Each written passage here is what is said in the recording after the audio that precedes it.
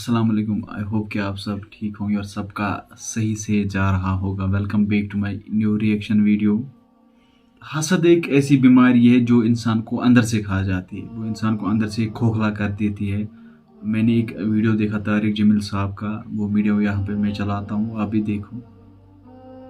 अगर अल्लाह ताला कुछ तुम्हें दे तो छुपाने की कोशिश करो कि नेमतों को देखकर कुछ लोग मोहब्बत करते हैं, कुछ लोग हसद करते हैं, और हसद की नज़र आदमी को खा जाती है।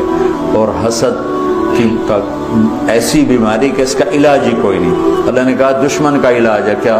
इदफा बिल्लती है अहसन, दुश्मन के साथ अच्छा सलूक कर, वो तेरा दोस्त हो जाएगा। और हासिद का अल्लाह ने कहा इलाज कोई नहीं, तो क्या कर कबा मुझसे पनाह मांगो मिन शर्र हासिदिन इज़ा हसद, कि हसद का अल्लाह ने इलाज नहीं बताया, पनाह फरमोमुत यस आखिरी जमान आज तथ गसन ज्यादा मौत वाक़ा नजर बद से। नजर बद भी एक हसद जैसा एक मसला है, ये भी इंसान को खा जाती है। मतलब इंसान को चाहिए कि वो मतलब इन चीज़ों से बचे।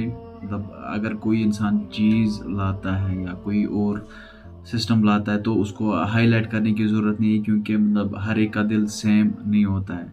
इसी की वजह से मतलब नजर बद या हसद, मतलब उससे इंसान को बहुत ज़्यादा प्रॉब्लम हो जाती है। बाकी अगर आप मेरे चैनल पर नए हो तो चैनल को सब्सक्राइब करके ज़रूर से जाना है, वीडियो को लाइक करना, शेयर करना और अपना ख्याल रखना। बाकी हम मिलते हैं नए वीडियो में, तब तक आप अपना ख्याल रखिए। अल्लाह निगहबान, फी अमानिल्लाह।